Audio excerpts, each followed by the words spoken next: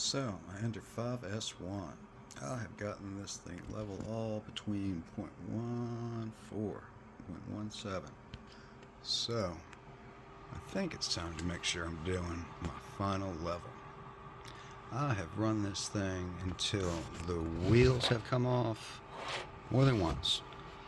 So, I have replaced all of those inserts that came with it that fall right out with lock nuts. This insert was supposed to fit with them, but there's just not quite enough screw for this one to work on my printer after I've added springs. I also added springs along with the copper existing springs. I added a set of steel compression springs that came from Lowe's, and I just intertwined them. I'm not going to take it apart to show you because this thing is tight. It is more solid than it was with those just the plain springs. So we have lock nuts working properly. We're going to add some thread locker to the top side to make sure that it doesn't move again. Now, in the process of leveling this guy, I have cheated and used my dial calipers between these two surfaces, which are actually equal across the whole length. Next thing I'm going to print is a camera holder. So, for right now, let's look at some of the quick mods I had to do to this thing to make leveling easier when I can't get a good grip on this end. So, pop the hood. And what do we have here? All those Allen heads popped through the magnetic bed. I don't think that is going to cause any significant issue with it getting leveled, but it might not be quite as stable when it comes to doing some of my further tuning once the bed is back on there. Let's see. So, go to turn this, and that turns also. So there's your issue.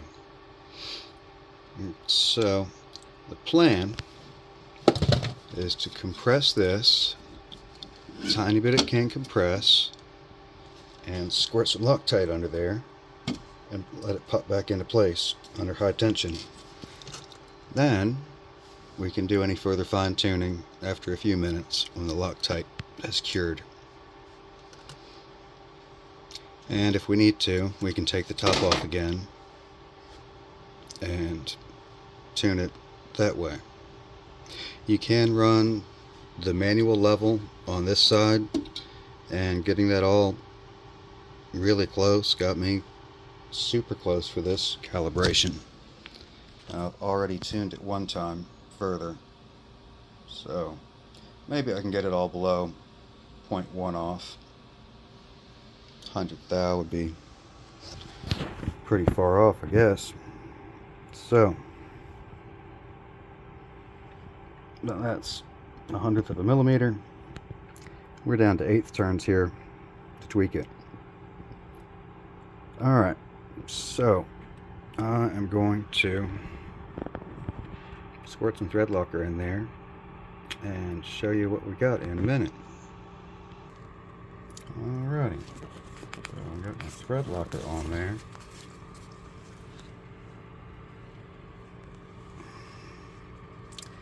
And wiping off the excess. That way, these screws down in these holes aren't going to twist on me. The bed's back on there, and I'm doing the final tweaks. Now, I wouldn't be surprised if it moved a little bit, just for moving the bed that much. So, I might do one calibration before the epoxy sets up. It shouldn't take a minute. Excuse me.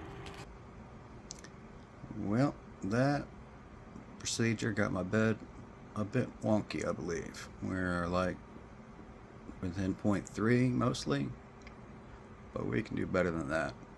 Let me try to tighten up these fittings and run it again. Well, that time it didn't help. So now I'm back to getting it tight with the bed on and using the nuts on the bottom with some of these to grab them, because I can't really get in there very well. So I pressed up. Let's see, some of them needed to be tighter, but looking at the nut length, I'm all over the place. So let me adjust away. Alrighty, so calibration is still improving for 2.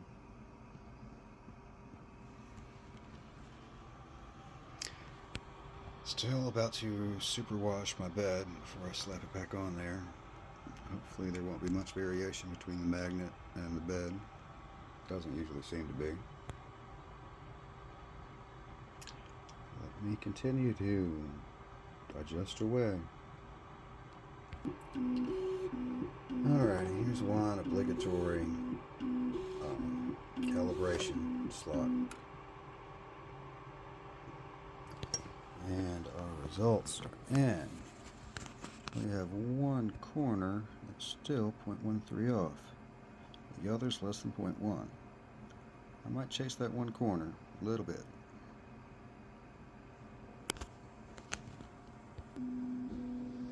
Two calibrations later, we are within 0.1 in the corners. So we're about to do it with the bed on. Woo woo. Alrighty.